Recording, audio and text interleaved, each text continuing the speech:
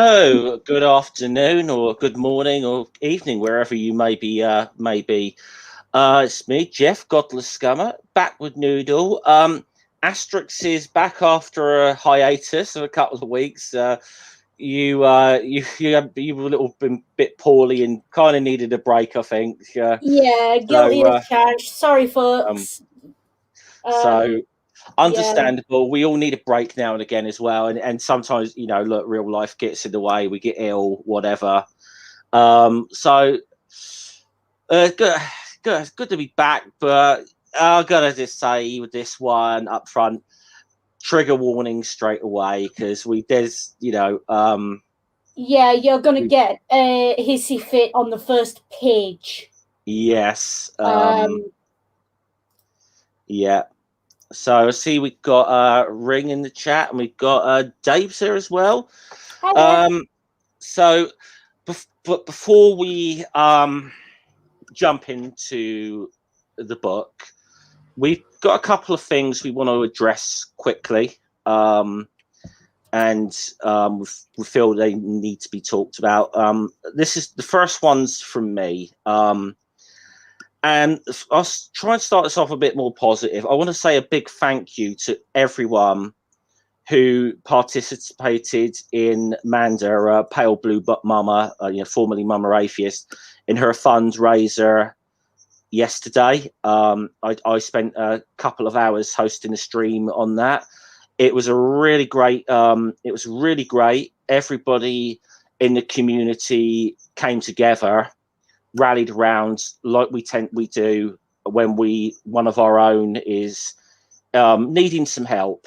And I want to say, obviously, great work by MathPig to sort of arrange it all, and to everyone else who took part, which unfortunately, leads me on to something else that I feel I've got to make a statement on regarding fundraisers.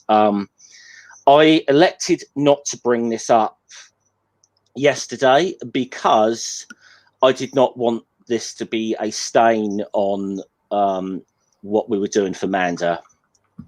And most people in the community may be aware, probably have at least heard something about this by now, but there was a member of our community by the name Ilya Moon, been on my channel a number of times. I've been on her channel quite a few times as well.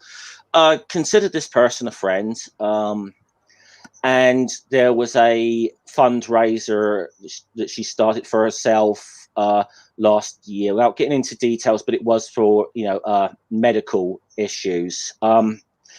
It has unfortunately come to light over the past week or so that fundraiser was done under false pretenses, and I guess I know for a fact that I plugged that fundraiser numerous times on my own channel and probably on other people's. For my part, it was done in good faith, and out of the desire to help a friend out.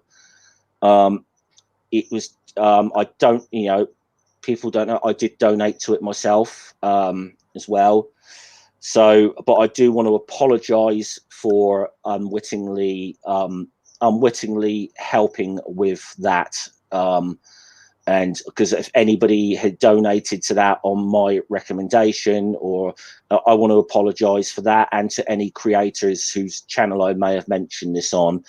I am not going to speculate on the motives behind it, nor do I think Ilya Moon needs to be harassed or bullied at all. This whole situation's caused enough rifts. This is the only time I ever plan on addressing this. I will say on a personal note, I am a little hurt by the whole thing. It has hurt me a bit, but I also have to say that I don't think as a community that we should lose that sense of charity and that sense of solidarity with members of our community just because occasionally we have someone who acts in bad faith. That's all I really have to say on it. I don't know if there's anything you want to add on that, Noodle, or not. The only thing I want to add, I donated to that as well, and I know I plugged it a couple of times in various places, although my memory's atrocious, I can't remember where. Apologies from me as well. We all meant well, and the thing is, my conscience, insofar as I plugged it in good faith, I donated in good faith, is clear.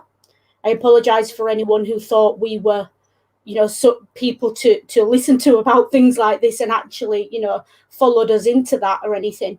But insofar as she needed the money for something, I donated. And that's largely, that's where my sort of opinion on it ends. But I will say just apologies to anyone who followed us into it or donated on our recommendation. We know as much as you do, probably less. I know I probably know less because I haven't really been following most of the story. Scum has been updating me. So, yeah, just apologies. We meant well. Yeah. And speaking of meaning well, there is another thing that needs addressing.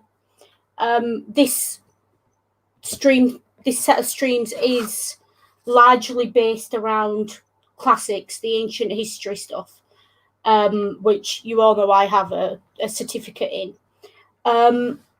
Now, I think it was a couple of weeks ago, it might have been a week ago, a very well-known classicist got called out on Twitter. Wasn't tagged in the original tweet, but it was along the lines of, and I'm only going to say her name once because I don't want her to sue me. I'm sure she wouldn't, but just for reference, we're talking about Mary Beard, the Mary Beard. And someone said she follows a suspicious number of TERFs. Now, rather than just saying, okay, I'm watching them because keep your friends close and your enemies closer, which would have been fine, she doubled down on an argument of intellectual freedom and follows don't equal endorsement and carried this on for a couple of days until she then released a paywalled blog on her own website, which was the first time she categorically denied any sympathy for TERFs and TERFist ideas. This caused a lot of problems in the classics community very quickly. It also showed a massive, overwhelming tide of young and sort of middling academics, and by middling I mean on the hierarchical academic scale, so not tenured professors, but not graduate students either. So sort of the kind of professors everyone's normally used to, coming out and saying, no, trans lives matter, trans lives are human lives. The classics is for trans people, and there was a massive outpouring of support for that. I found about 20 new people to follow on Twitter in 2 days because they were all just coming out with it.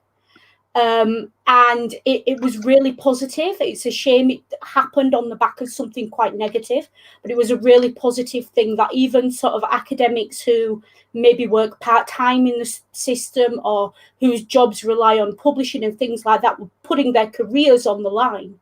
Because you don't speak out against someone like Mary Beard because she's tenured, she's a don, you don't necessarily want to speak out against it because it will throw your entire career back under the bus. To be clear, she is a celebrity as well. Yeah, she is a celebrity as well, especially in the classics community. She's responsible for a lot of people getting into classics because she does the documentaries and things.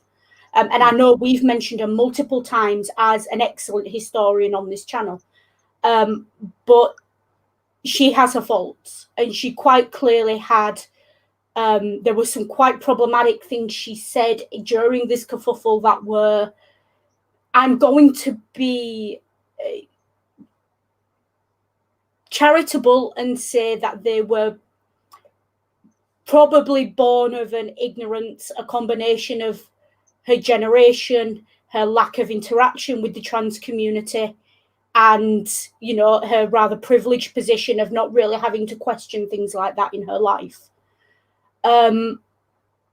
That doesn't mean she's a bad person. That doesn't mean she's a bad historian. That's not what I'm saying. All I'm saying is take these two examples that you've seen of us right now and learn from them and say, just because someone is on a screen in front of you, or because they have a tick mark on Twitter, or because they're known, always do your own research, always look into it. And you don't have to conflate. Mary Beard has done a lot for the classics and a lot for history and a lot for women's rights and women's lib. That doesn't mean that she gets to coast on that, but it also doesn't make her a monster that she's made one slip up. So just nuance, people, please. But I felt I had to address that because it was a serious thing that happened in the classics community, and everyone came out. I think sort of to basically tell her to stop and think about what she was doing. And in her defense, she did, and to her credit, she did. And she, you know, she's quite clearly she's left all the tweets up that she put out and everything. She's not tried to delete them. She's not tried to hide it. It's quite obviously a learning moment for her. So kudos to her. She could have handled it better, but just to be aware, the classics does have an issue with elitism, LGBT phobia, an issue where working class classicists can be a bit marginalized. People of color can be a bit marginalized. This is what happens when it's a subject that was for centuries only for rich white men. It's just a thing that happens. It's changing slowly, and all these young academics come out is definitely a positive of that situation. But please, please, please make sure you know what historians you're dealing with and what their opinions on particular issues are if you're ever reading them, because that will colour their research. But that's all I've got to say on that. Okay, yeah, I there's not much more I can add to that, really. Like I said, this is if it becomes like a regular thing, then from her, then we're gonna have to call it out a bit more. Thus far, it's everyone's allowed to screw up, you know. It's not like, you know, for, should we say, some other well-known historians I could think of, David Starkey, Tom Holland, who, should we just say, have multiple transgressions on a number of issues. And just to point out as well, Mary Beard has done work on people being transgender in history. She famously has done a lecture on the Roman emperor. I can never pronounce his name, so I apologize for this one. But the Sun Emperor, Elagabalus. Is that how it's pronounced? She didn't go channel punching Baggering. No, she didn't. And a little bit problematic that she put her apology behind a paywall, but that's her main method of communicating anyway, just in general. So she's sticking to what she knows. And, you know, it is what it is. But anyway, we've talked for 15 minutes about issues when we said we were only going to take 5. So I think time to go on with this book. And what was I saying about not talking about issues? This right. I'm just gonna say this banner's gonna be up quite a bit today. A lot of the regular issues, shall we say, with that unfortunately have become all too regular with these books, and it's getting a little tiresome now, because as we said about this just before we went on stream, actually, that it wasn't great when it was done in the 60s and 70s or whatever, but I don't know, you could kind of say it was of its time. This book's from 2017. There's no goddamn excuse for this stuff, a lot of this stuff anymore. And I'm afraid I'm leaving this right up because unfortunately this is right from the off today. There's some should we just say some very racially insensitive it's a joke and it's a reference. And jokes. I want to point out before we start, 2017, by the time this book was released, and most certainly while it was being written, preparations were already being made for the 50th anniversary of the death of Dr. King, the assassination of Dr. King, I should say, not the death. He didn't just die peacefully in his sleep. But that makes this first page, I think, even more horrendous. I read this about an hour and a half ago, and I literally stopped reading, messaged Jeff, and I was like, I had to look at it and just, am I looking at what I think I'm looking at right now? So I want to point something out to you. It's not visually bad, but it's the context and the textual content. There's an undertone to this. I will just say one other thing before we jump in as well. I read this about a week ago. It's not fresh in my mind. Noodle, because I think the start of this kind of pissed Noodle off. The Noodle will admit that kind of read a lot of it. So in a way, we're going to be properly reading this for the first time today. So you're probably going to get some very quick, honest reactions from us. Yeah, we're all in this together, folks. Okay. Let me get the screen up then.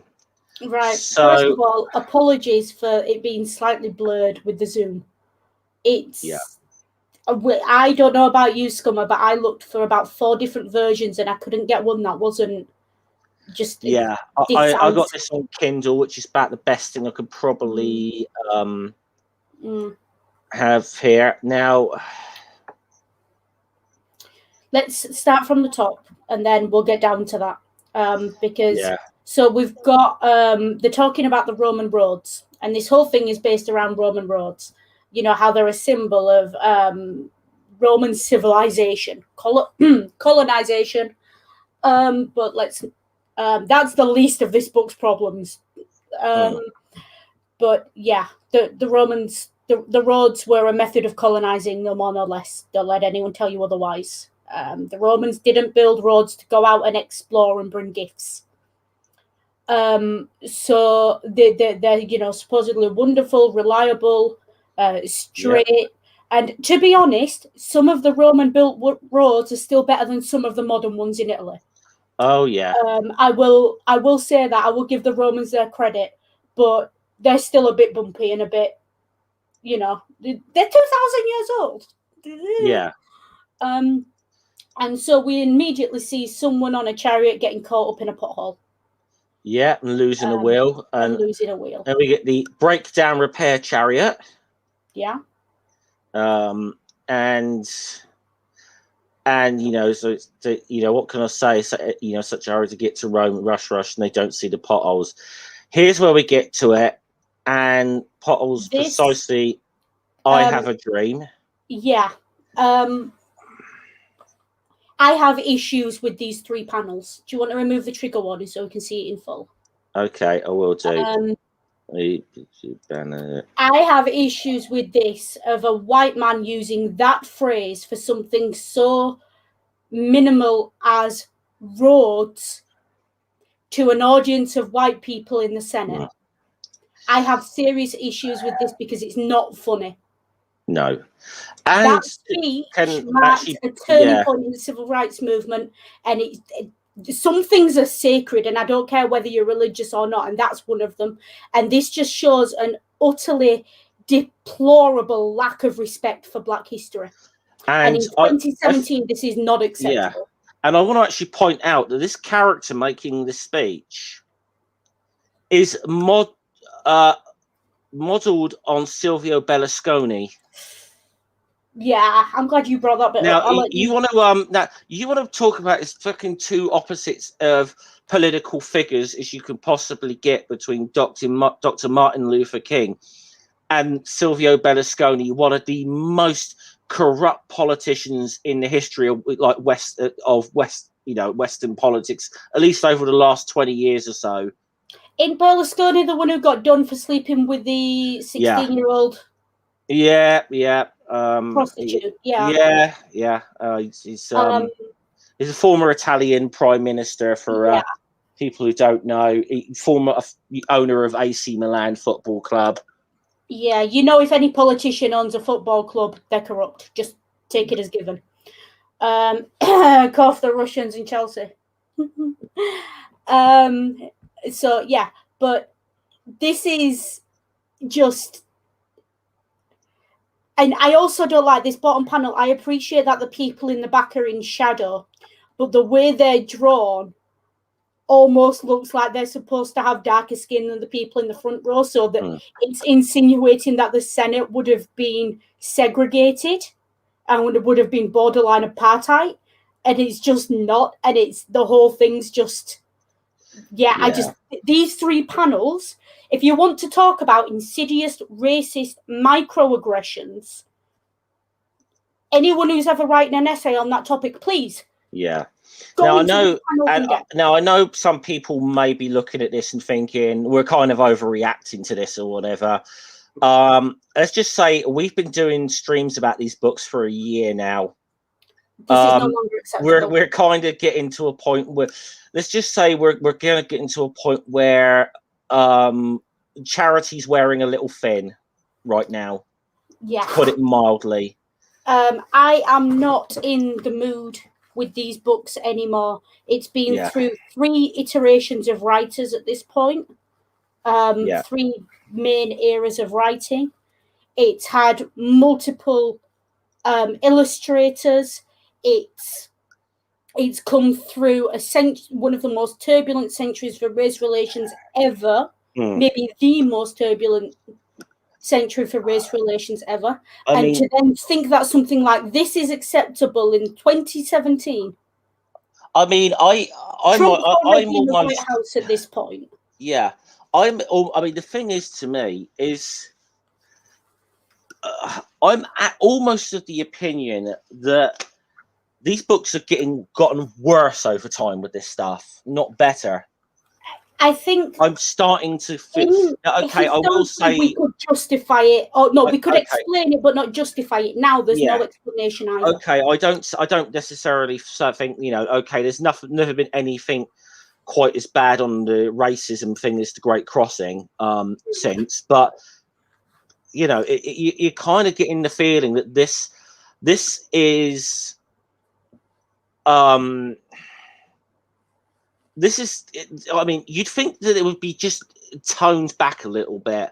This stuff is getting worse, if anything, in my opinion, right now. The thing is, as well, I'm of the opinion, if something like this was published in America or in England, it would not be this bad. I am now of the opinion, unless someone has got compelling evidence to prove me wrong, that this is a distinctly French issue. Why these books are like this. I really am. Especially because there's been the whole thing in the last 5 or 10 years, particularly Islamophobia in France has been very bad, and they've always been known for being backwards on race in Europe. Well, we know, which is weird because France is strange, because France is also quite multicultural. There's a lot of different ethnicities, but there is so. But as I said, but at the same time, look, they almost got. I mean, we had Marine Le Pen in the runoff for the presidency of France. For goodness' sake, I'm not enough of an expert on the history of French politics and to really do it justice. In all honesty, but there's clearly a problem there. There's clearly an issue that the Front National, a party like the Front National, can get into a position where they are in the runoff for the presidency. I'm not being funny. If you this is like the leader of the Tea Party being in the runoff for the presidency. Oh no, I mean, it's more like the goddamn Proud Boys being in the White House. Well, what it's like. That's it's not actually probably worse than that, but and I actually got to say, maybe we in Britain need to pay a little bit more attention to what's gone on in France with groups like Front National, and what's happened in obviously places like Hungary and so. And I think, where was it? I think it was Austria. There was a runoff for the It's been president, happening all over Europe for the last 10 years. Yeah, so there's been a we've got to massive be, right-wing drift. you know, it's something I actually think we here in the UK might want to actually start paying a bit more attention to. Yeah, I think as well we have to take our blame for it, because my opinion is, and this is just an opinion from what I've observed being British in Britain and seeing everything over the last 15, 20 years, we kind of spearheaded the right-wing movement in Europe. But we did it in a distinctly British way. Like, our right-wing people wore suits and went to the EU. And I think we didn't know what we were unleashing. I actually, on the ground level I in Britain, actually going to say, please allow me to finish. Yeah, sorry. Yeah, sorry, Noodle. On a local level in Britain, it's been horrendous. It's been just as bad as France and any other country. I'm not denying that. But on a diplomatic level and a political level, we've always had this facade in the UK that we are, you know, a suit and tie, stiff upper lip, you know, all that. And when we send our right-wing nuts to Europe, I don't think we fully understood as a culture that facade would crack. And I say that because I still don't think Britain understands that it is a fundamentally racist country. Yeah. I'm not going to, especially in comparison to Europe, because I will sit here and I'm bitching about France, but I will tell you, Britain is as bad. Okay, when we don't see as much of it in the news, but believe me, it's going on.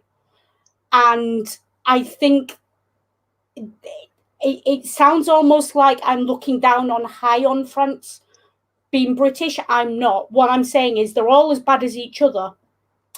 But Britain, I think, Britain has this weird sort of exceptionalist opinion of itself within Europe.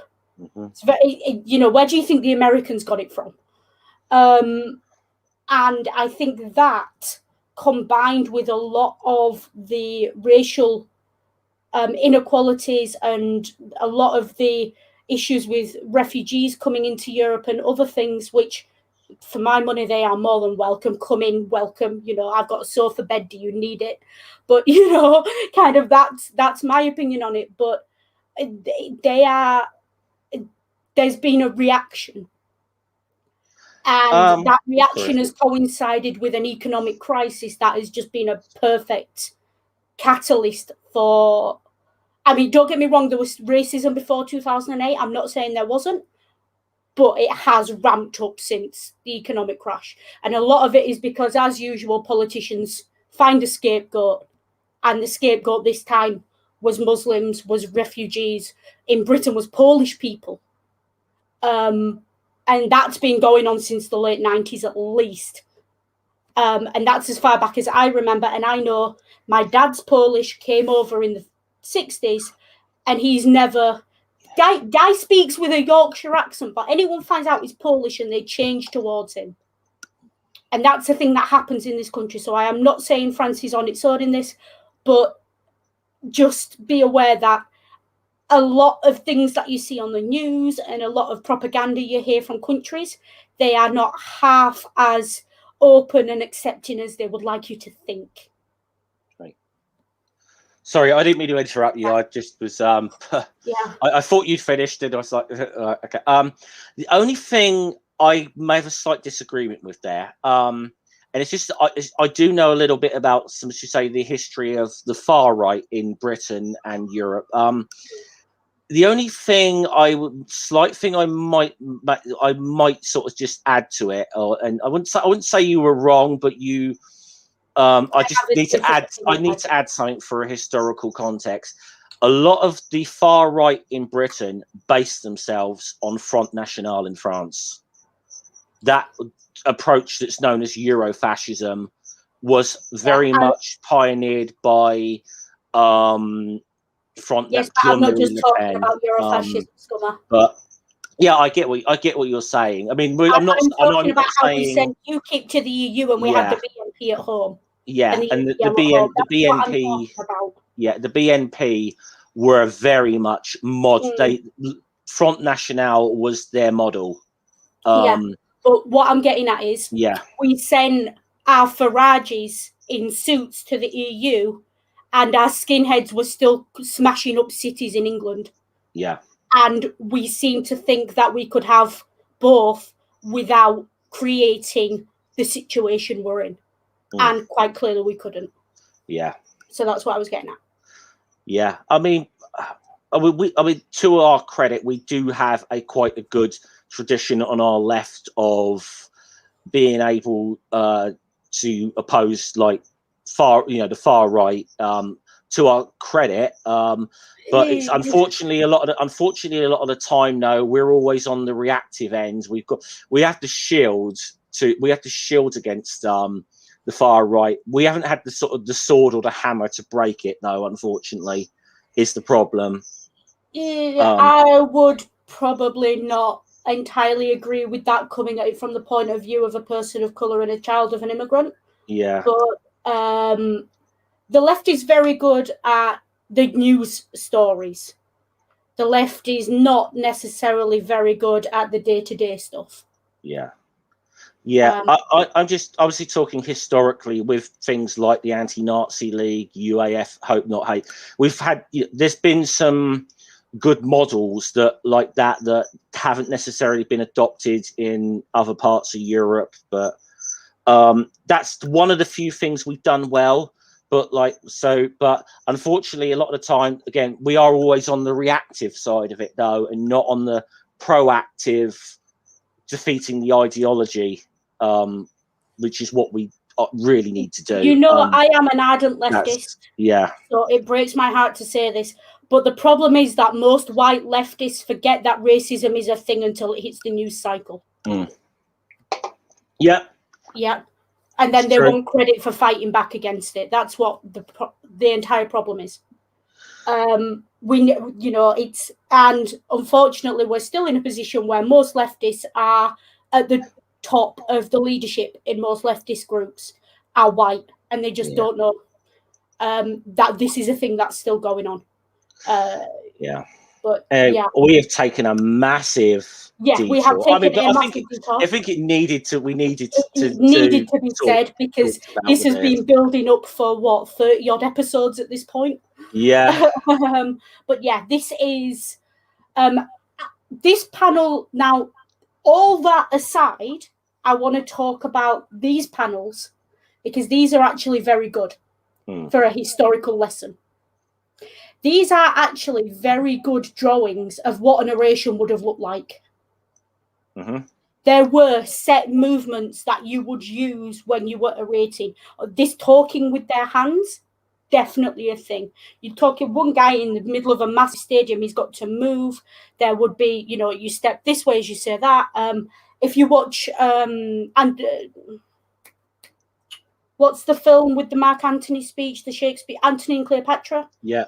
If you watch the film of that, it's very well rated. It was a very visual thing.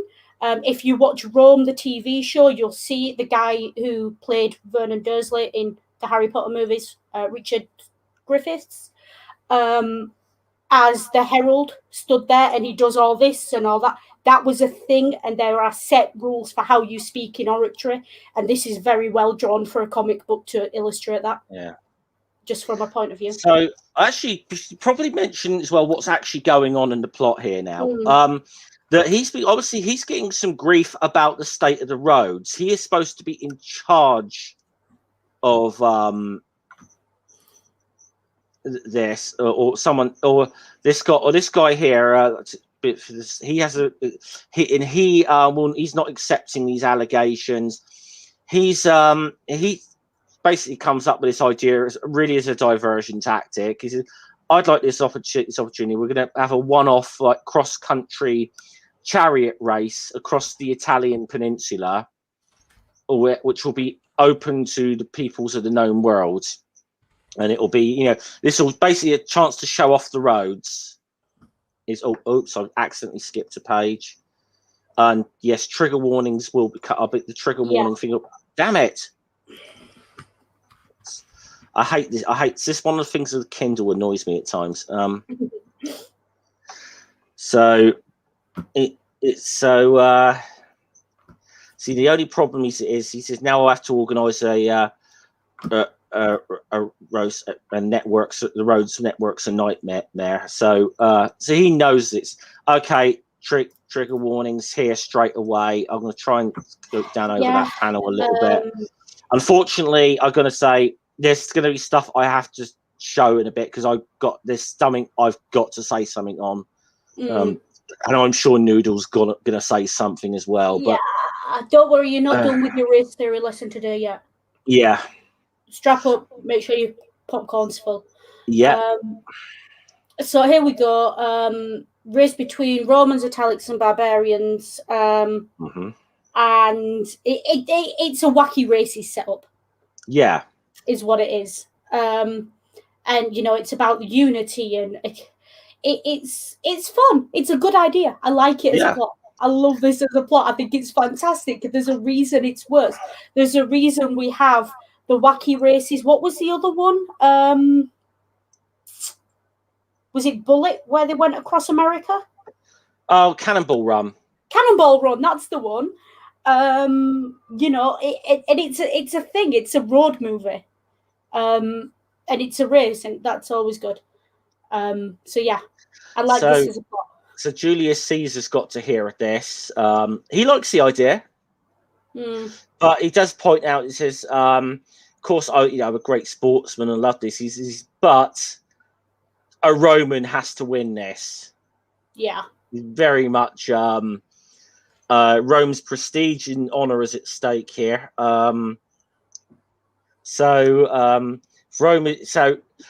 you can. You can see why you got your trigger warning. Yeah, sorry again. I've missed that one. I mean, this is the problem.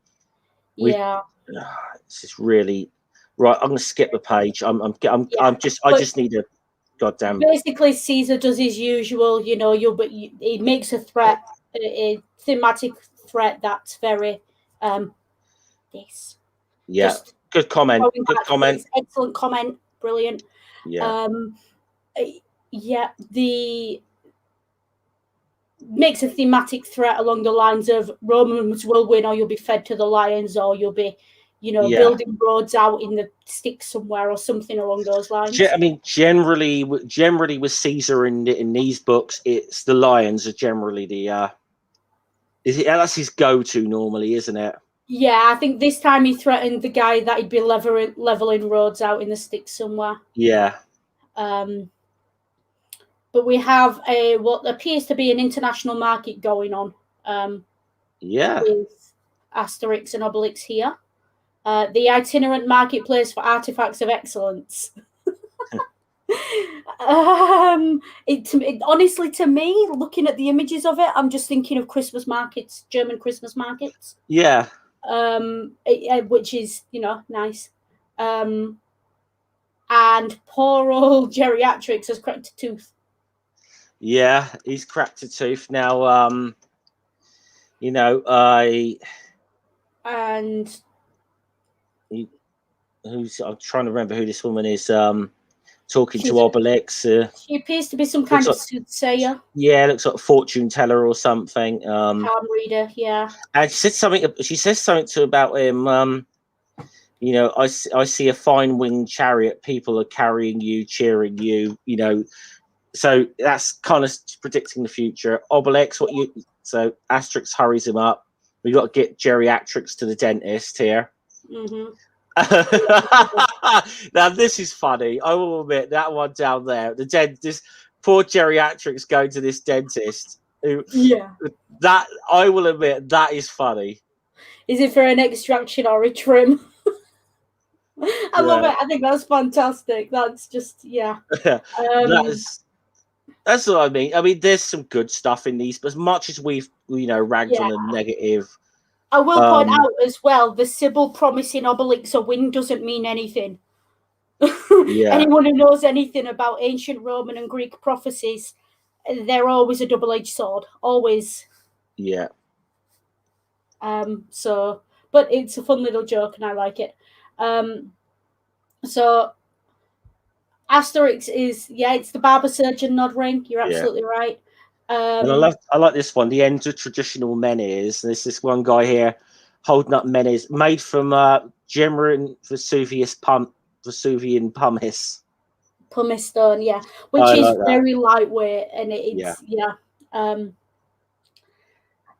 now you do need to be aware, because there's a couple of little jokes in this. Just to point out, this book should technically be set before the eruption of Vesuvius. Yeah. So before the whole Pompeii thing. But there's a couple of little jokes in it that I don't want to spoil, but just be aware of that. Yeah. Now, there you are. Obelix was past the new and second-hand I love the name Turbo Catalytics as well. And okay, so they've got they kind of and I've got to say, this is something I don't see this too. I've seen this at should we say some motorcycle dealerships when they're doing an event with the getting the pretty girls. The pretty girls has helped with the sales technique. I mean, you go to any should we just say you go to any big motorcycling events, you've got the Bennett's girls, the Carol Nash girls, but basically any of all the insurance companies are hire glamour models for this stuff. Yeah. And just in general, there is still a bit of I think it's fair to say a little bit of toxicity in the masculinity around motorcycle culture. I like the fact to say that's still a thing. I like the little joke she says at the end there. So we got all sorts of Greek chariots, Roman ones. There's all sizes. I love this. There's the maxi, the mini, and the micro. I love that. Those are obviously most people know the mini. The micro is a car made by Nissan. Now the maxi was a car used to be made by a British company called Austin, or then became part of British. Yeah, and then it became part of what was called British Leyland at the time. I need you to. I need our audience to understand what we're talking about when we talk about an Austin Maxi. And I found the perfect image. Just give me a second. Brilliant. My grandfather had an Austin Maxi. See, I don't know what my grandfather had, but my dad is a Mondeo man and a Ford man. So, bit young for an Austin Maxi, but you need to see this.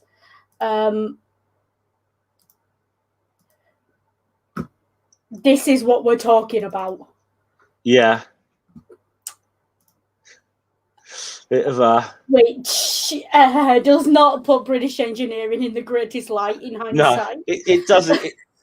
It kind of looks like a mini that's been stretched. It's the best thing. And to be fair, cars in that era a lot of them looked like that. I mean, obviously the mini was an Austin as well. So you had the Maxi in the mini. So yeah, the Austin looks almost like it should have 3 rows of seats in it. Yeah. It's. I feel like it's a forerunner to the estate car, or probably is what you would call an early estate, where just rather than having a boot, the roof just goes over and then just drops. So yeah, but that's just fun. Which one would you have? Oh, what are those cars? Given the choice, the Maxi, the Mini, or the Micro? You've got to go with the Mini, haven't you? Original Mini. Yeah, okay, fair enough. You got to go. Well, it's just because I would do that, and I would have the theme from the Italian Job blasting on full volume anywhere I went. Yeah, I'm sorry, I would have to. Also, I will point out as well, the Micro was advertised as a girly car, and early 2000s sexism, folks. We got pink pens and girly cars. Yeah, I think the Micro was the one that supposedly the lights didn't turn off for 5 minutes after you got out the car, so you could see your way to the door, and it had all these other weird things that borderlined on either rape apology or patronizing women. It was really odd. Yeah. It was an odd little car. I hear they drove quite well, but it was an odd little car. Well, Geriatrix, okay, so we've got Geriatrix has got his tooth out. Obelix is coming back with a chariot on his shoulders, and Dogmatic's up there on the and they're like, what are you going to do with that? He's like, oh, it's more, there's more to life than many. I love that. Yeah. And he says, look, I could pay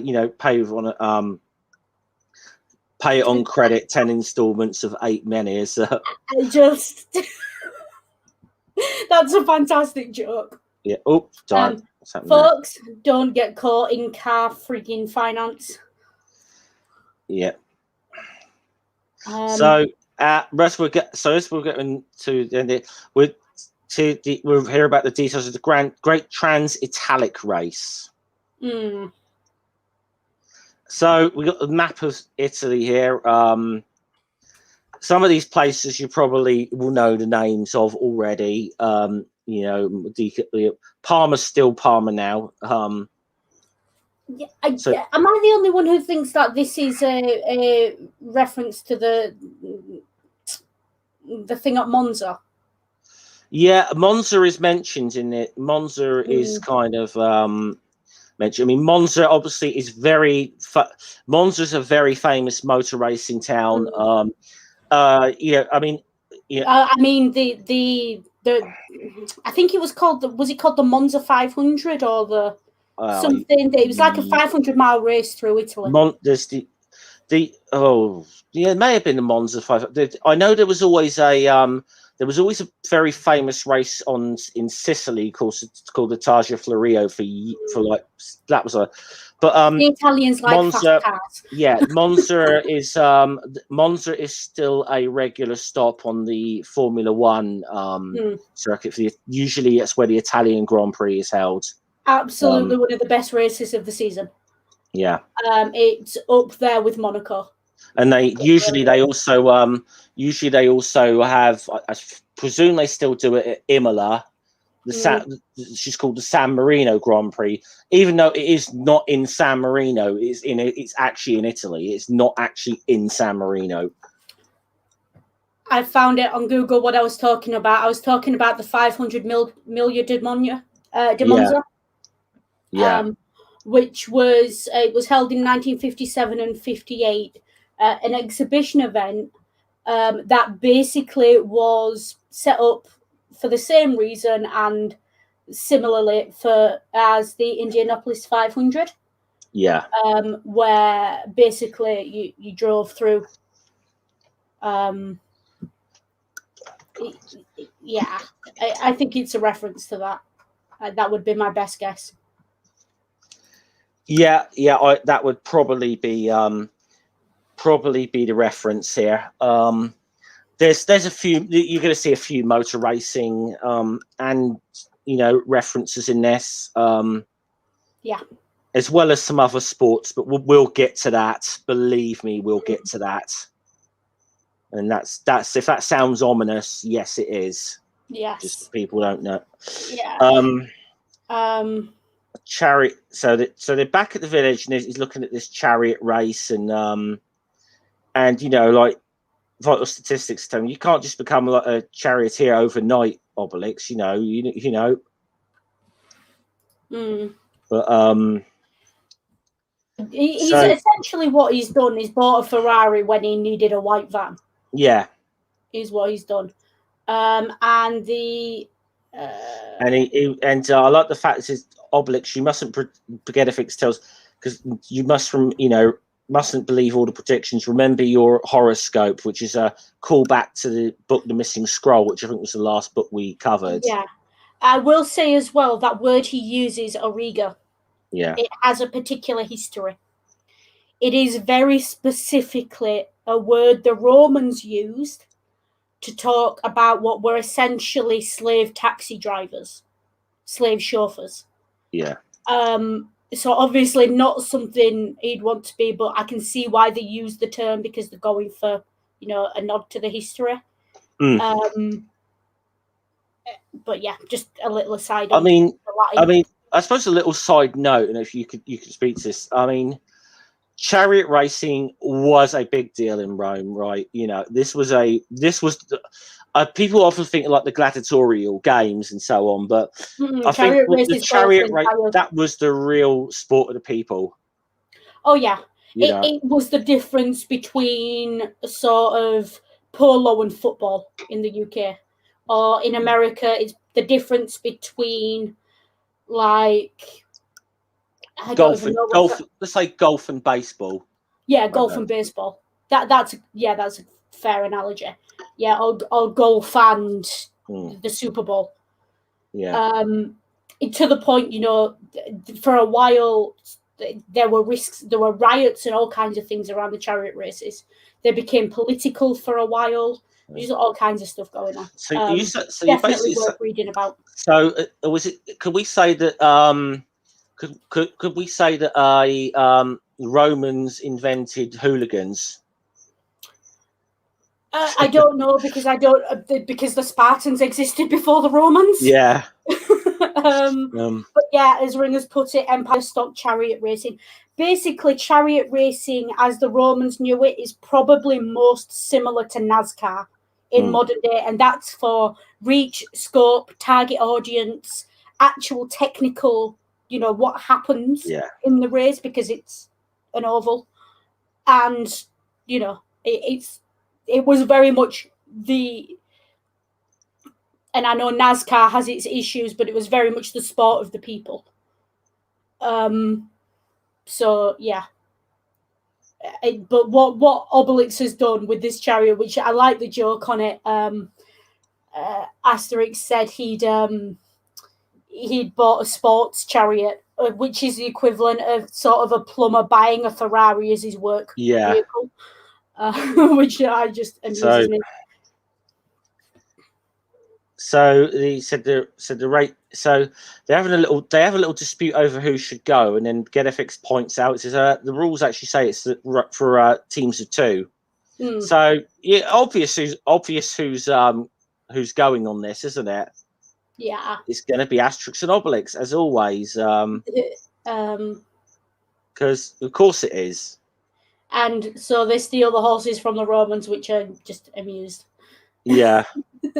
So technically, if they do win, the Romans will win this race. If Obelix and Asterix win. Yeah.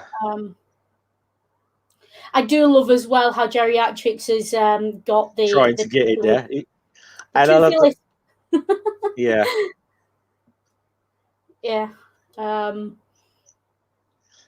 Geriatrics, you're not going with them, you know. Yeah, they've what was it? They've strengthened the axles and checked the brakes on it. Yeah. So they're all good to go, ready to go, and then the Romans tried to stop them. Yeah, Modica is Monza. It does actually say on this, and you got so vehicle checkpoint, bang, not a very good checkpoint. So I mean, it got through it. So so a few days like they arrive in Monday. I love the whole slow down potholes. You got all this weird thing. Obviously, we deal with these different. I mean, look, the Arab, obviously the sort of Middle Eastern guys with camels instead of horses. Yeah, and you got someone with a sledge. Someone sponsored by a garum seller. As a fish, and the horses are all kind of the same color as the riders. It's very like I don't know why. Also, I'm getting football team vibes from that flag there. Looks like Wolverhampton Wanderers. Yeah, it does look a lot like that. It is.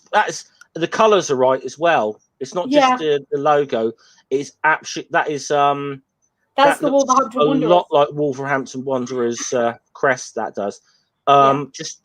Just if you're, I don't know if you're it's not on this page. But so yeah, I know it's coming up soon. So they're talking about who's financing it. We have a deal with Lupus, the big garum producer. They're supplying the trophies. In return, we let them display their banners and hand out amphorettas of garum along the route. So basically, it's sponsored. It's the Garum Formula One race. It's like your football stadiums are now like the Carlsberg Stadium of whatever. Yeah. And garum was, yes, the condiment made from fermented fish guts, so highly prized by the Romans. That's accurate. That is very accurate. And I do love how they've drawn this as a mosaic, because if you actually go to port cities in Italy, ancient port cities, you will see mosaics on the ground that are basically advertisements for garum. It's really fun. It's hilarious. That's awesome. Yeah. There's one famous one, but I can't remember where it is off the top of my head. I think it's at Ostia. Yeah. Where they literally, it looks almost like it's a plan for a market, because as you walk along, there's all these little blocks on the ground and the little squares about, and each one's got a different product mosaicked onto it, drawn onto it. And it's almost as if you can imagine, yes, you have your market stall here and this is what you're selling. Yeah. I will say, if you happen to be in the UK and want to see some good Roman mosaics, you owe it to yourself to go to Fishbourne Palace on it's near Chichester on the south coast. That is absolutely there's some absolutely fantastic mosaics there. Yeah. So, and this is, is this authentic lupus garum? The Romans have a right to know. Yeah. Yeah. That's pretty accurate. You're not supposed to have garum. What's the next? Is it the next? Oh God! Okay, here it is. Okay, here we go. There's two things on this page to note. First of all, away. These two, Never Say Never and Queen Latifah. Yeah. They're two African entrants who, I should point out, are pointedly from the Kingdom of Kush, which is basically southern Egypt. They wouldn't have looked like that. I'm telling you. Look at modern Egyptians. That's pure racism, and even like the whole cheetah thing and the zebras and the way they dress, the way they're over sexualized. Yes. And then, of course, there's the fact that they are modeled on the Williams sisters. Yes. There's another picture, and I should have put the damn trigger warning out. I'll do it now. I think my rant covered it, to be fair. Yes, this is a very, you'll see it in a bit. This is a really quite disgusting representation here, and it is based on Venus and Serena Williams. Yeah. Now, Venus and Serena Williams have amazing careers as fantastic sportswomen. They basically swap the Wimbledon trophy every year.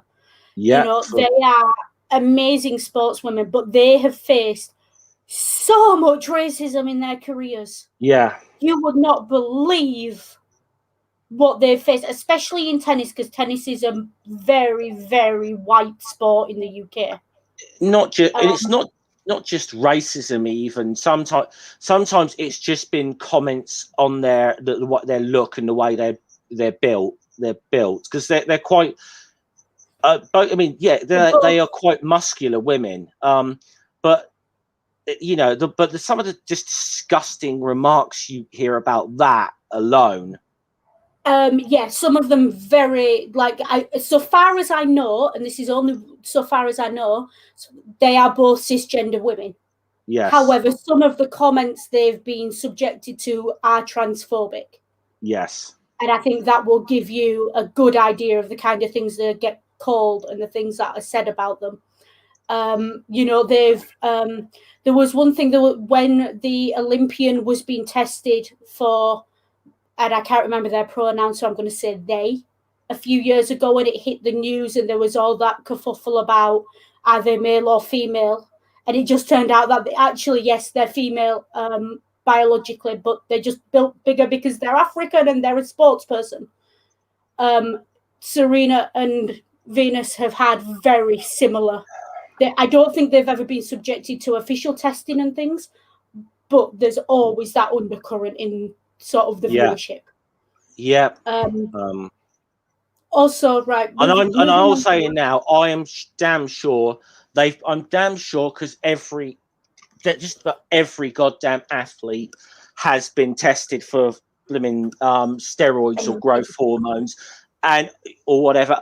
I've not heard a goddamn word ever said about either one of the Williams sisters being actually any substance that they've ever I've never heard any been reference on the gas. No, I've Yeah, never I mean, heard I any. think actually, from what I know, and again, it's only kind of absorbed by osmosis, tennis is quite a clean sport in general. But the Williams sisters have always been, so far as I know, completely. They've never even been accused. There was a match fixing scandal in tennis once, and match fixing isn't good, is it? Well, yeah, but it's a bit of a shame to think that sport's a bit of a racket now as well. It's yeah. Sorry, I thought I was going to get there before Ring did in the chat. Because Ring would have got there. Yeah, Ring would have done that. See what happens? I surround myself with people who like puns. You see what I have to put up with? Okay. Linguistics and names that may have either aged poorly or badly, depending on your sense of humour. Here's the Roman Charioteer. So this book got a little bit more attention again last year.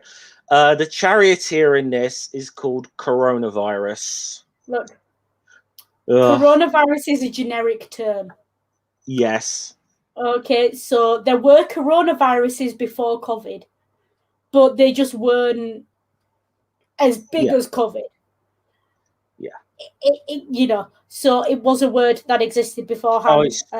Goes back There's to the no conspiracy. Put your tinfoil hats away. Get your vaccine. Yes, exactly. Yes, that term has been around since the 1960s. Mm-hmm. To identify a group of viruses, really, with a characteristic. Yeah. So, although I do like that they call him the masked charioteer, basically, is what that would, or the masked taxi driver. That's kind of in height. Looking at it now, that's kind of strange. Yeah. So he's the big Roman hope. So now you got some of them are all doing the betting here. You got and so you got all the Romans cheering on. You see this a lot. You see the Chancellor. If you've ever been to a horse race, this is what you're looking at. Mm. Or if you've ever been to any race, really, people shouting the name of their favourite at the start line. Okay, but I'm glad I left the trigger warning thing up. We got the pirates have entered the race as well.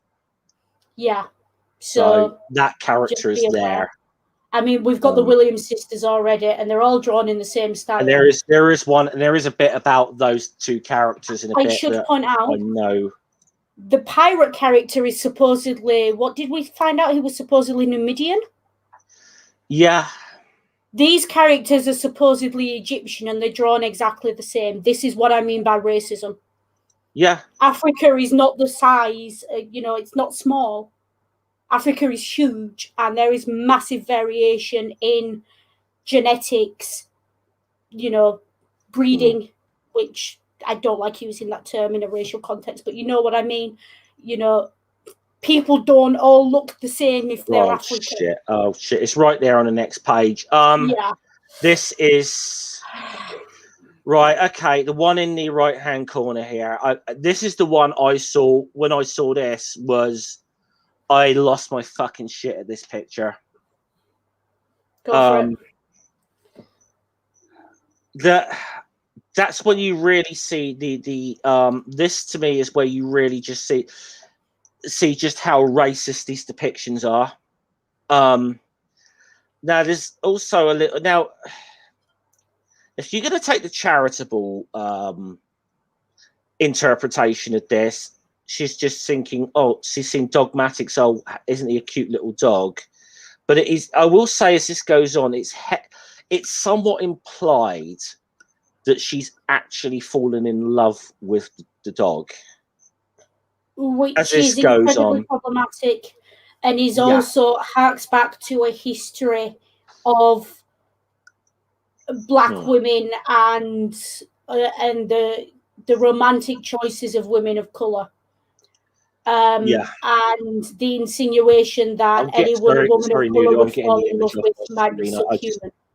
I'll get that image off the screen. I don't want to look at it any more No, than I need fair to, enough, quite yeah. frankly. This is what I mean by insidious racism, because you could take those and probably show those to a child and they wouldn't realise there was anything wrong with them. They would just think it was generic caricature. But when you take it in combination, A, with the history of this book, and B, all of it together, it stops being, oh, that's how you would draw a caricature of a black person, which I'm sorry, it's not anyway. No. It's not even how you draw a caricature of a white person. So, you know, I don't know where they're getting that from. But that's not an argument to be had when all these things are combined, because they're feeding in to centuries, decades of toxic, insidious microaggressions. And that's what this is. This book, I think, in a way, is probably as bad as The Great Crossing for that. But The Great Crossing was more explicit. Yeah. This is more dangerous because it's so insidious, and it has to be explained what the problem is with it. The Great Crossing, it slaps you in the face with it. There's no two ways. It just slaps you in the face with it. This is more subtle, and I totally agree with your analysis there. Probably what makes it worse that it is, it's there, but if you're a young kid reading this book, you might not pick up on it, but it might just you be. You are going to absorb what it's telling you about different races. Yeah, you're going to absorb it, but you know, and it's not. I don't like it. It's really insidious, and I think, especially, again, this is what I mean by, you know, how I was talking about Britain and how our racism, we think we can export it without tipping it over the edge. It's that same insidious racism. The UKIP are just as bad as the EDL. The difference is UKIP wear suits. Yeah. You know, and it's that kind of thing. It's, you can stand there blatantly and call someone a racial slur. But the person who is stood next to you doing nothing about it and sniggering at your vaguely racist joke that has 10 decades of history behind it is just as bad as the person screaming the slur. I just get into a point that it's so goddamn unnecessary. And it's, look, like I said, we're doing sort of more or less, as we said earlier, we're kind of reading this as we go and properly for the first time, really. You know, because it's not fresh in our, you know, I read it over a week ago. You only sort of skimmed through this morning. There's a lot of funny jokes in this we've come across. This shit ruins it. What otherwise could be such, I would be getting, if this stuff wasn't in here, I would be getting so much enjoyment and having such a good laugh at this now. It'd be such a giggle because it'd just be a straight up wacky racist thing, and it would be modern, and it wouldn't have the race issues that the wacky races and Cannonball Run had, and that would have been what made it amazing. But it's just not. So they're off, and you got the Roman guy, Coronavirus, who seems to be, you know, is going off in quite a early lead. Yeah. And everyone seems to be overtaking Asterix and Obelix. They seem to be getting left in the, although no one else's horses have got to carry Obelix though, have they? It looks like the German, it looks like the German team were trying to make a bit of a joke of this, and then got knocked over. Yeah, if you've ever seen the first corner at Monaco, you kind of know where this is going. Yeah. Even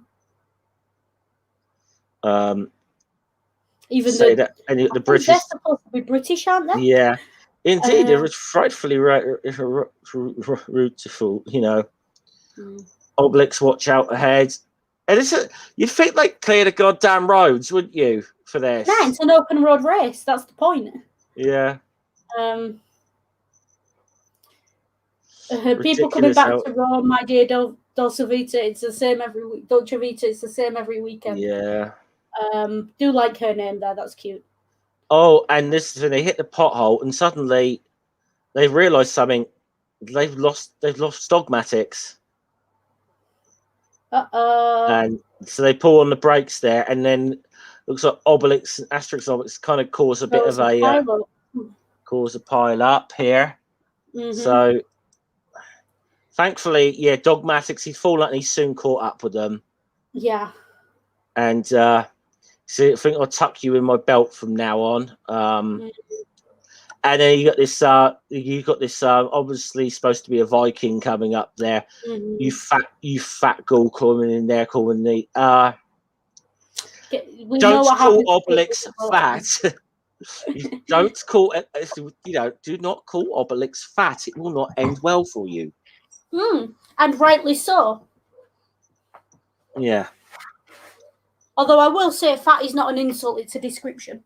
Yeah. So, but people use it as an insult, and therefore, yes, absolutely. So I do like. Oh, okay. Can I just point out this landscape is easily on par with the Durzo. Yeah. This is a fantastic, gorgeous landscape panel. Yeah. I think it's really nice. And this is what I meant by sort of Cannonball Run and Wacky Races. They've taken a wrong turning somewhere. Yeah. You're getting the So this is clearly. So they say this must be in Parma. That's behind you. This is clearly supposed to be Venice, I'm guessing. Yeah, it's Venice being built, isn't it? Yeah. Yeah, Venezia. So yeah, Venice is Venezia to this day, isn't it? So yeah. But your city's sinking. So no, the lagoon's rising. Actually, he says the climate isn't what it used to be. Nice climate change joke there. I do like that one. Yeah. That's okay. Quick. God, trigger warning. I will say, not a bad little gag because the pirates are in the water, and and he does say, at least we're in our element. But again, it's yeah. I'm gonna say, I'm sorry, guys, because I think we've gotten a little bit heated on this stream. Occasionally you can see how we're reacting to this and how much this is pissing both of us off. Yeah, and I think as well, it's fair to say I am very glad we're doing Black Panther on Media Musings because I need the palate cleanser. Yeah, we can actually talk about something involving race that isn't completely fucking toxic. Yeah, I have notes. Yeah. So this is this place they stop at this now this guy here, this innkeeper, is actually loosely based, is modelled on Pavarotti, Luciano Pavarotti. So there's quite a few sort of say celebrity caricatures in this one. I said we've got Berlusconi, we had the Williams sisters, now we've had Pavarotti. And this first gets 10 points, second gets 9, third gets 8. Yeah. I think until very recently that was the scoring system for each race of the Formula One calendar. Yeah. I think it only changed a couple of years ago, didn't it, to 25? I'm not up on Formula One. When I used to watch it, it was it went 10-6. It was only the top 6 places that got points when I used to watch it. So it's changed a lot. The top 9 places get points now. Yeah, I mean, it's like MotoGP, like the top 15 get points. It's a bit, So like I said, I haven't watched Formula One in a long time. I used to be an avid watcher of Formula One back in the 90s when we had the Nigel Mansell's, Ayrton Senna before he tragically died. Alain Prost, and I'll hold on to that thought, guys. Then later on, Damon Hill, Schumacher, that era, and that's about about the time I stopped watching it. Yeah, the Schumacher era with Ralph and Mike. And then I watched it right up until the infamous season with the Brawn team, who came in their first season and just smashed everything. I mean, and won everything. With Sebastian Vettel as the lead driver. Can I actually? I could actually suggested something as a thought to this. Not that a racist caricature of another celebrity would have been any fucking better. But I know where you're going with this. If they're doing a goddamn chariot race, why don't they have it as a guy modelled on Lewis Hamilton rather than the Williams sisters? Not that I think it would have been an any better fucking representation, but to be fair, Formula One has had its serious issues with racism around Lewis Hamilton. Just absolutely serious issues, as has Britain in general, and as has the rest of the world. But yeah, I can see the point you're making. Yeah, if we'd have had a team of Hamilton and maybe a caricature of who else came in the same year he did. Kubica came in the same year he did, but obviously got severely injured. Schumacher came back a few years later. There's no other black driver in Formula One but Lewis Hamilton that I know of. Yeah. But there are Spanish drivers and everything else. So and the fact that really, Hamilton is on course possibly to break Fangio's record for the most amount of world championships in Formula One. He is one of the Lewis Hamilton is statistically he is one of the all-time greats of Formula One. I mean, I think he's broken Schumacher's he's well smashed Schumacher out the wall.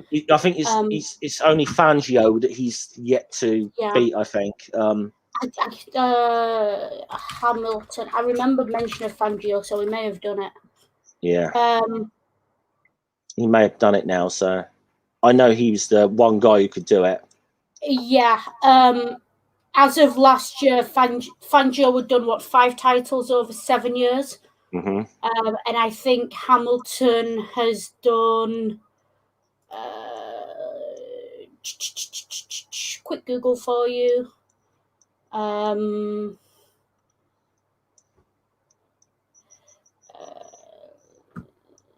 I think Fangio was more consistent at that point in his career. And I guarantee you, just to show you, like I said, a little bit of the racist element of this, I guarantee you get one of these magazines who would list like all-time great British racing drivers. I guarantee you they would. No, he'd still be on the list, but I guarantee you they put Sterling Moss, who never won a world championship, ahead of him. Yeah.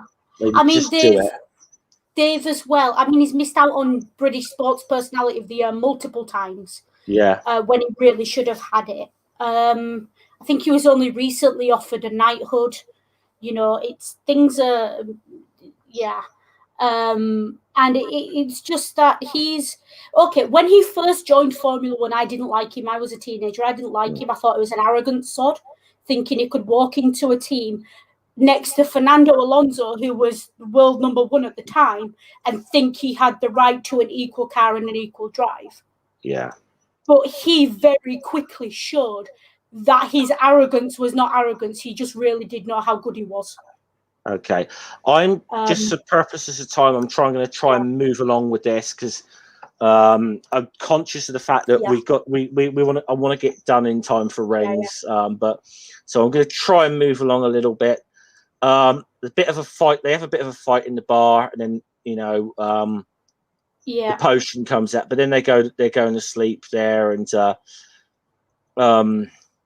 I love the fact that he's getting some sleep. Instead of counting sheep, he's counting Romans. Counts Romans. That's funny. Yeah. Oh dear, sorry, I didn't mean to jump that page. So, and okay, that's obviously, you see, this is what I mean. This is clearly a Pavarotti thing.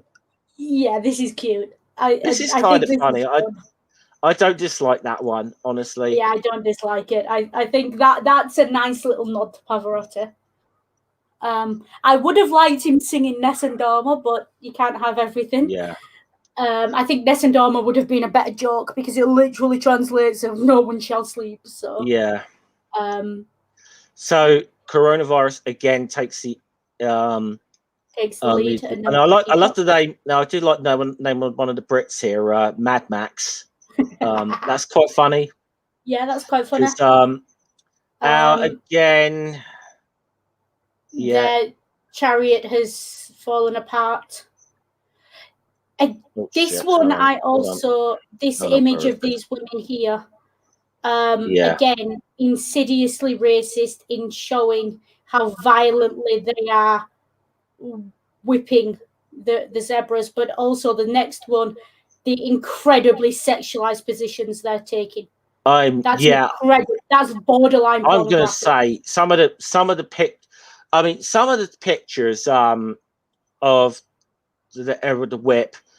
You got a feeling there's a little fantasy going on there somewhere with one of these riders, don't you? Some fuckers kinky. I'll say it. I'll say it if you want. I mean, because that's just inappropriate. I mean, how many? Yeah, well, we might as well go there because I mean, let's be honest. Pretty much any damn thing else we could get taken down for has happened on this stream. We've had racism, sexism, yeah, just all coronavirus mentions. We might as well just fucking go there, you know. Yeah. So clearly someone has a race kink. Yeah. And by all means have a kink, but don't put it in a children's book, and make sure the people you're involving are all consenting, because I sure as hell didn't consent to look at that kind of shit. No. But anyway, off we go. Yeah, I'll just say, look, if you're an adult, okay, there's websites you can visit. You want to look at that sort of thing, okay? Yeah, although to be fair, if it's a race thing, please unpack it. Yeah, because just you know. So I don't kink shame, but for that one, I will kink question. Yeah. Okay. So here we go. He's delivering the thing of finding out that the goals are in the race. They're in the race. They're so they're now in they're approaching Florentia, which is obviously Florence. Florence. Um, Senate finance 2x2 lane coming soon. Yeah. Now I like the fact that you got some of the statues there, and there's obviously a little there's David. You've got that looks more like the Nero statue outside the Colosseum than anything at Florence. Yeah. But again, one of those places, if you ever get the chance to go to Florence, you need at least a month in Florence. Beautiful. It's one of those things I only had a day there, and I know it's one of those things I've got to go back there. And definitely, if you get a chance, go inside the cathedral and look at the inside of the Duomo. Yeah. It's magnificent. It's well worth a visit. Well, you're talking about this because there's a couple of cathedrals in Florence, isn't there? Duomo. But yeah, the big one, the Brunelleschi's dome. Yeah, the Brunelleschi's dome. Yeah. Yeah. You look inside that as well. That's just amazing. But there's you find out that he did that without cranes, and that building was designed before they knew how to build that thing. Yeah. Quick little sidetrack. That they decided to build this domed cathedral, and it had basically stood there for almost a century without the dome because nobody knew how the fuck to build the dome of that size. And then Brunelleschi came along because the story goes, although it is, so far as we know, it is just a story. It's a bit of a all the local architects and artists, and we're talking the height of the Renaissance. So you've got some pretty, Michelangelo's just down the road kind of era we're talking about. They were basically challenged to build an egg on top, to stand an egg upright. Yeah. And Brunelleschi comes along and basically says, cut the bottom off the egg. Yeah. There's a great scene in The Medici, which is on Netflix, that really highlights it's probably never happened anything like that, but it's fantastic. And Brunelleschi was a diva enough that it's a believable story. Yeah, it is. It's one of the things. A lot of the Renaissance artists were divas. Well, we'll say for all their faults, one thing the Medici's patrons seem to be quite tolerant of diva-ish behaviours, because sometimes realizing that's sometimes with the artistic types, you kind of got to cater to their whims a bit to get the best work out of them. Yeah, I mean, we're talking about the era of Michelangelo, Da Vinci, Botticelli, all these names, Caravaggio, you name them. Caravaggio. And the Medici had a hand in every pie. If the artists weren't being funded by the Vatican, they were being funded by the Medici, except, of course, the Medici were also funding the Vatican at one point. Okay. And that's a whole different story. They had. Let's just say the Medici family had a couple of people in the top job in the church. So we'll just say, and they didn't get there because they prayed. And did you notice this? I don't know if you the Mona Lisa. Yeah. Which I think is fantastic. See, this is what I mean. This is what I mean with this. It's a great art joke. Yeah. This is what I mean. This is what I mean with this book, that it's a shame this other shit ruins it, because there's great little things like that we're chuckling away at as well. Yeah, like she got a lovely smile, and is it me or her eyes following us? That's a fantastic, that's an immediate reference to Mona Lisa, and it's amazing. Yeah. And the Mona Lisa is, famously is being used in a book I'm not going to mention because I don't want someone to go on a rant. Yeah, don't mention that. But the Mona Lisa is a beautiful piece of art. I don't personally think it's his best work, but he said so. Who am I to argue with the master? Yeah. Yeah, we know you're a diva nerdy. We've known that for a long time. Yeah, we know that.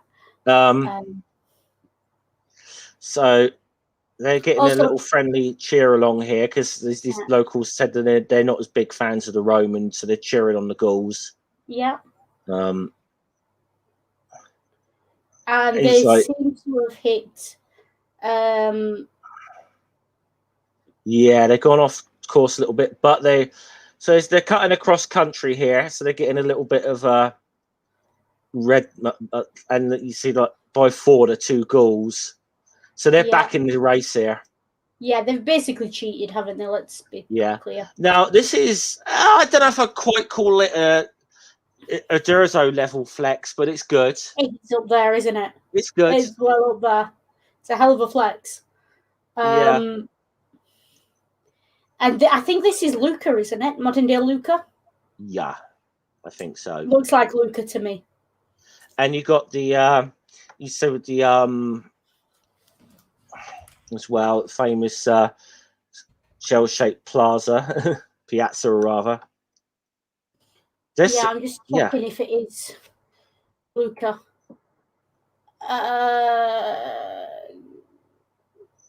You've got the Piazza del Campo and the Pearl of Siena. Yeah. So no, it's Siena. It's not Luca. My apologies. Okay. I've never been. That's one city I've not been to, actually. So I've not either. So that's why I missed looking for Luca, because I've seen pictures of Luca. But yeah. Yeah. So they're doing their little lap of honor around the piazza. Yeah. Oh, sorry. I'm gonna get this. I'm sorry. I am just moving on for time. So there another and you got the 2 the North guys with the Germans. Yeah. This joke with the Germans is fantastic. Such straight roads, such an idyllic climate, such civilization. I can't take it anymore. I'm homesick. Yeah. I just love it. I think they're supposed to be Vikings, actually. I think. Yeah, Northern Europeans, aren't they? Yes, they're referenced as Normans here. But maybe Finnish. Sorry. But yeah, maybe they're Finnish or. Yeah. But yeah, either way, I love the idea of Northern Europe, great roads. I think the reason I assumed Germans is with straight roads, I automatically went, oh, Autobahn. Yeah. And 2 wild boar with garlic and roasted Obelix. Here. Of course. So glad to finally get. But I think he was. It gets a little bit. Shocked by the. So right before the race, he's going to go. I think he's had something a little bit too hot for his taste buds. Spicy, yes. Yeah. And I love how he doesn't even have to ask you. She's just on the right before the vestibule past the atrium. Like she's seen people do that before. So they come across this. The senators. They said these 2 guys thought the senators banking on you to ensure victory for coronavirus. Balance will be paid at the end of the race if the champion wins, of course. So we get the first hint that something a little bit fishy is going on with the Roman charioteer here. Another pun? Yeah. We don't forget the champions also the champions weight in garum. Garum was expensive. Yeah. I need to point this out. Like the 3 most expensive things in ancient Rome were garum, purple dye, and gold. Yeah. I like the fact is that Obelix says I'd prefer my own weight in wild boar preferably, Yeah. So next we get on to the next day, the crack of dawn, they're off. And they're heading towards Umbria. Yep. So they're going to Tyre near Rome. Romans still up there. Now look at this roadblock. So you can see here we're on maximum alerter, which is a check. No Umbrian rebels are stowed away with you. You kind of get the feeling they're screwing with them here to help the Roman charioteer out, aren't they? Yeah, they're screwing with them. Make sure there's, I think if the checkpoints were that good. The thing is, as well, that's a very modern anachronism. The Romans wanted people to come to Rome.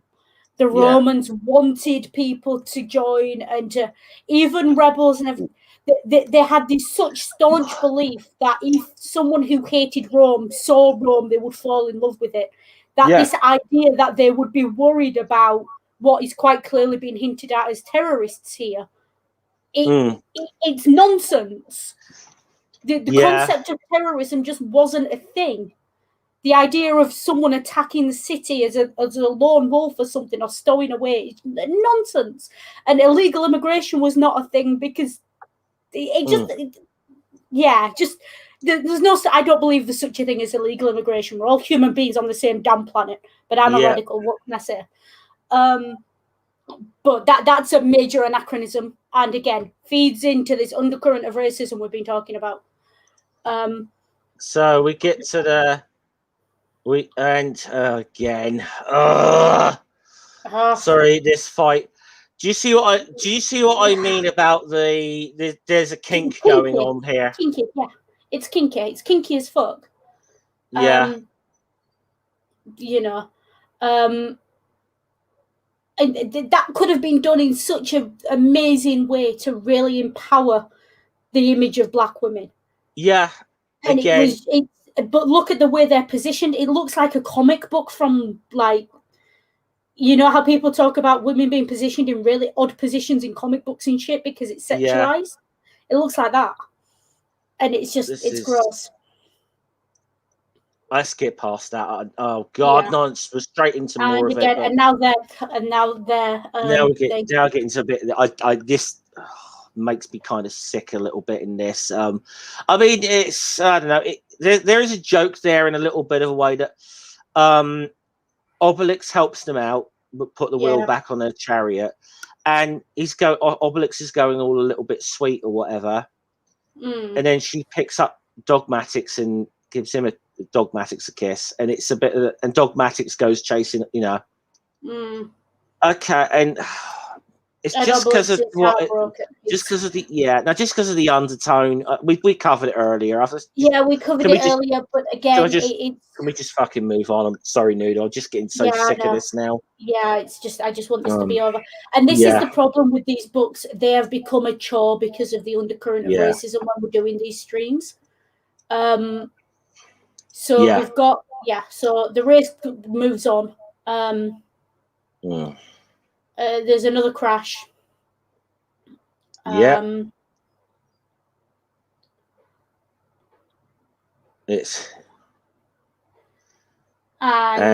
yeah, you know, so Benavides is now sending slaves to do his dirty work and try and stop them.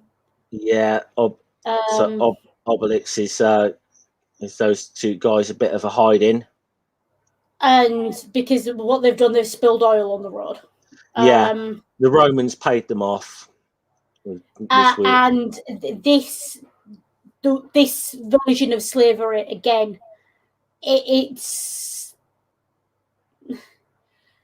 I am not going to sit here and defend Roman slavery. No.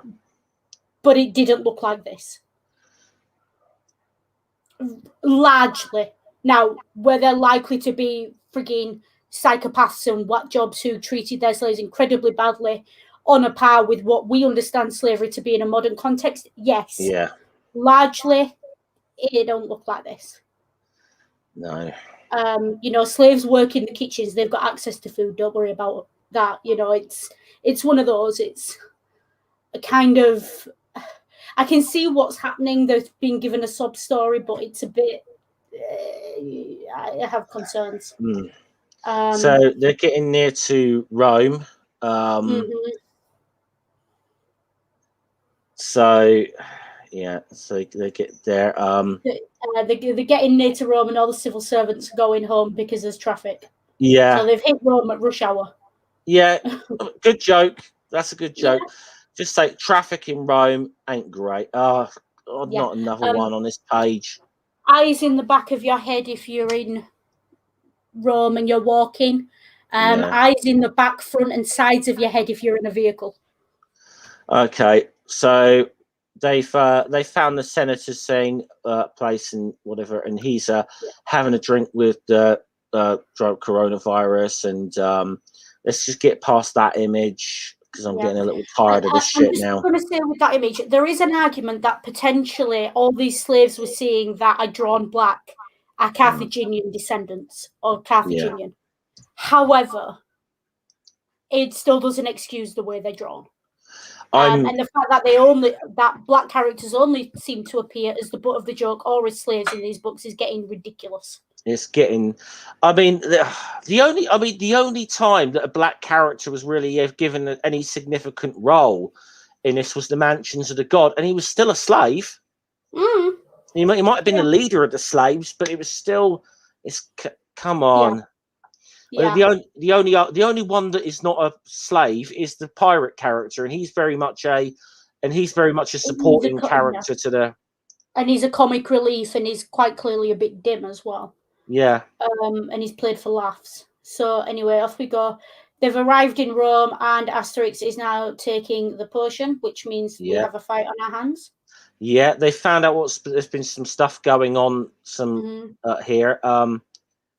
He's been getting fresh horses at every stage, that sort of thing, and the dishonor, I knew it. Fresh horses, the dishonor, I knew it. I thought it was so. It looks like he was kind of cheating, but he was unwittingly cheating by the look of this. Now, he takes his helmet off. Now, this guy is I mentioned him earlier. This guy is a caricature of the 4-time Formula One world champion, the French driver Alain Prost. He is. That's who this guy's supposed to be. He does look a little bit like an older Alain Prost, yeah. That's how you do a caricature of someone without being completely.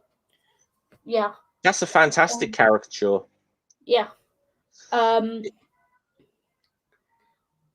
He said like the mask was his idea because he's just it's what the Roman champion to be. He's a Sicilian. He's a tech. He wants to go back home. And he doesn't want all the things they promised him. Yeah, he feels a bit dishonored, but a bit guilty and so it looks like he's out of the race. And this quote from him here, Ori Sacra Firmus, is a cursed hunger for gold. Yeah. So Okay. he knows he's done wrong, and he knows that he's been taken in by his own greed. Yeah. So Caesar's hearing about 2 Gauls or whatever here. And I just want to. This joke's funny. Caesar talking about himself in the royal we, but the 2 Gauls, and Caesar suddenly feels tired. Yeah, he always tends to talk about himself in the third person in this. This was a thing that they claimed. I don't know if he actually did, but they claimed he actually did it in real life. Yeah. Because he basically, kind of in the same way, old Milk Snatcher did it. It was a way of making yourself. It was the royal we. It was a bit of arrogance and hubris there. And I'm not saying that name on this stream because I don't want to cause any tears, but you know who I mean. I love this. Imprison the Gauls, so all of Italy can say Caesar is afraid and is fixing the race. No. And Caesar suddenly decides he's going to use him as a fall guy. Your plans are dead. Yeah. As a British person whose country exported sports such as cricket, football, and rugby, I kind of understand how Caesar feels in this moment. Yeah, it's we tend to export a lot of sports that everyone ends up beating us at. That's the great joke, isn't it? The British keep inventing new sports because everyone else gets better at them than they are. Yeah, mind you, see, the Americans had the right idea for a long time, but then they suddenly found out that the Japanese could beat them at baseball. Yeah. So I do think USA have actually won it now, but there has been something like an equivalent of the World Cup in baseball, and I think it's basically like Japan, Cuba, and a few others that have kind of beaten the Americans a lot of the time. So okay. And again, this panel again an irritant. Right. I like that it's written with the letters backwards, like they're drunk, because that's just funny. I don't like that every character except the one black character has a speech bubble. Yeah. Do you notice the waitress? Do you know who that's supposed to be? Oh, well, she looks familiar. Who is she? Sophia Loren. Oh, yeah, of course. Duh. Yeah. She's classic beauty, yeah. Yeah, that's clearly Sophia Loren. Supposed to be Sophia Loren. And they're all being served pizza by the looks of it. Yeah. So that's you asked me these for these flatbreads would be best teamed with some sort of topping. Anachronism alert. Yeah. I promise you the flatbreads had toppings by this point. Yep. Arguably they had toppings from the minute Aeneas landed on the island, if you believe that's how it went. But yeah. So they're off the races again. The Appian Way is the road into Rome. It's the last stretch, basically. It's the final stretch. Yeah. And they're going to Neapolis, which is obviously not modern day Naples. So I mean that is basically the Via Appia does run between Naples, doesn't it? If I remember correctly. So Via Appia actually runs. Runs forever than that, doesn't it? It goes from Rome all the way down through to Oria and then Brindisi, I think it's pronounced. Yeah. And so it goes kind of, if you imagine the boot, I don't have a boot to show this, but it kind of sweeps down the front of it. And so yeah. And you want to talk about like Uderzo style flex? Get to the bottom panel on here. Oh yeah, definitely. That is gorgeous. Yeah, whoever's drawing these landscapes is coming into their own for this. Yeah, absolutely. Credit to them there. Just a shame everything else, but definitely. Um, But yeah, anyway. so it looks like Vesuvius, I Asterix and will Obelix. point out as well, Vesuvius is smoking in that image. Yeah. Did you notice? I noticed The that. thing is, Vesuvius as well, as with most volcanoes, smoked for decades and decades and decades, and no one really cared because it was just a thing. You know, they didn't realize it could blow its top, quite literally. So yeah. So they're you know, they have a little bit of an issue. They hit a bit of a problem. Little mile market. There's a chariot coming, and look, coronavirus. What?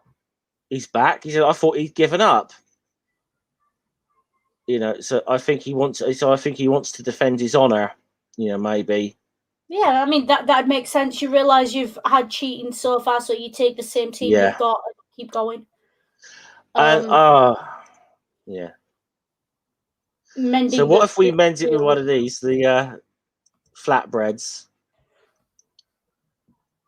I mean, they would have been tough and still, but not that tough.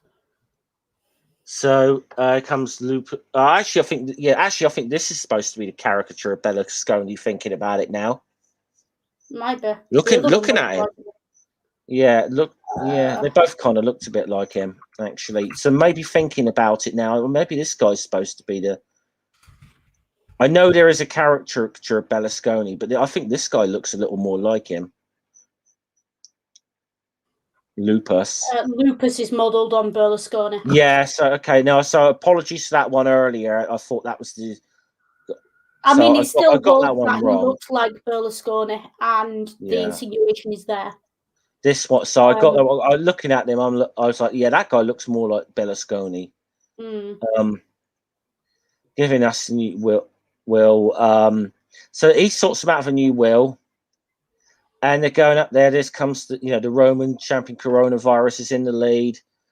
They're sort of Asterix and Obelix are back in the race. We're getting near the end of it. And then this is ridiculous. Now we get to some real ridiculous thing.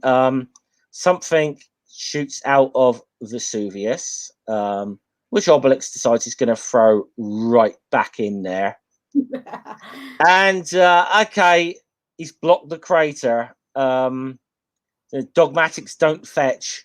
And it's worth, and I do like the little joke. It's worth noting that Obelix's intervention afforded the Vesuvius region a reasonably long period of respite until 79 AD. Yeah. Okay, it's a funny joke. I get it. It's ridiculous, but it's funny. It's totally ridiculous, but it's fun. Yeah. So the finish line's in sight. Pothole. Obelix, my friend, you're actually winning, and well, that's what's meant to happen. Yep, and the Gauls get there, and we get there. Look at coronavirus is taking off his mask, and it's Julius Caesar. So he was trying to restore Rome's honor by finishing the race. Yeah.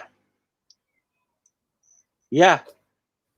Honestly, that tracks for Caesar's character, doesn't it? That tracks. Yeah. So he kind of does in a way here because he's also being gracious in defeat now, or at least publicly he is. Anyway. Yeah, this character is always very publicly gracious in defeat. Yeah. He is honourable in these, but despite the fact that he is the antagonist, he's pretty honourable throughout most of these books. Yeah. So ever the sportsman, hooray for our great leader, and yeah. So Caesar's got the Romans are quite happy with Caesar here, and then they start passing the trophy around. He owns it to the two.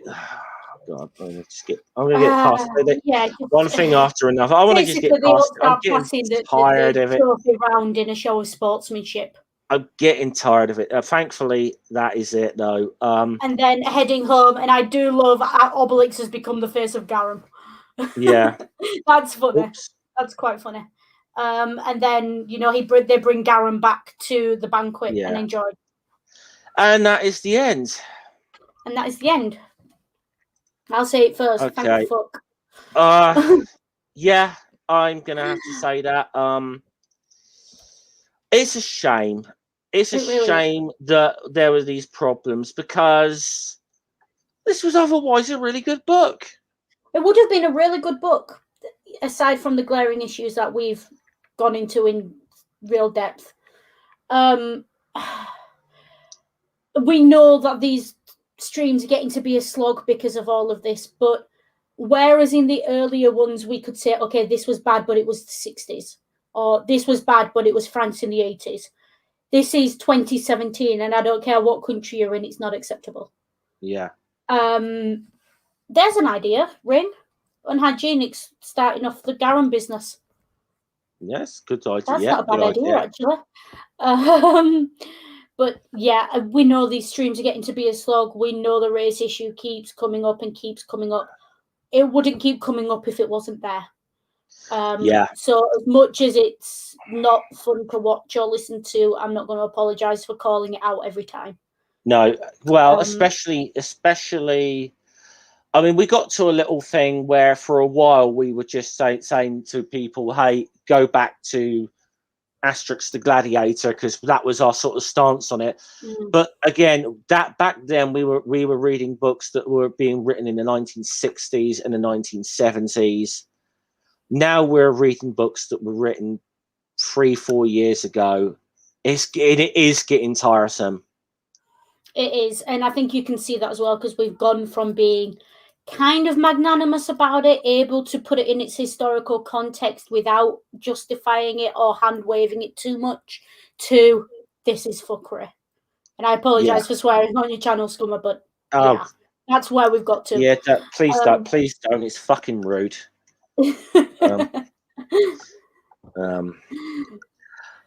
Okay. But yeah, we know a bunch of you have been in the chat, so I think we're about ready to wrap up and head over for Medium Musings anyway.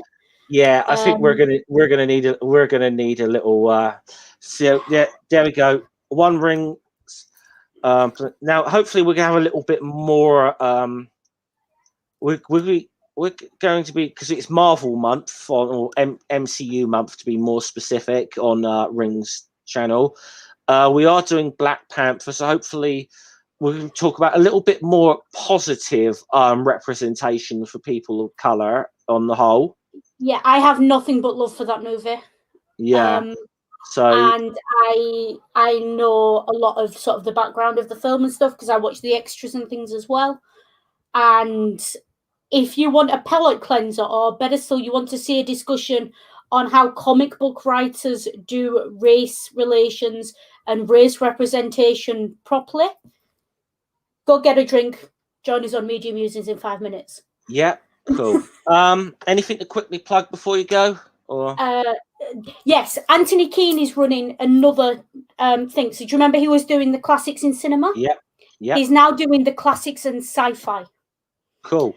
And I think his first lesson is next week. £9 a lesson or £75 for the series. He sells it through Mansert. He's also listed on Eventbrite as well, I think. But if you go to his Twitter, Anthony Keane 46, you can find him there. And he was absolutely categorically one of the classicists who put his career on the line, as we were talking about at the start of this stream. Yeah. He's a fantastic tutor, a fantastic classicist, and just an all-round great guy. And I will 100% back that guy up, you know. Okay. I got to ask a question. So, really support him. Classics in sci-fi, just quick question. I'm assuming that means sort of elements of like the classic stories in science fiction.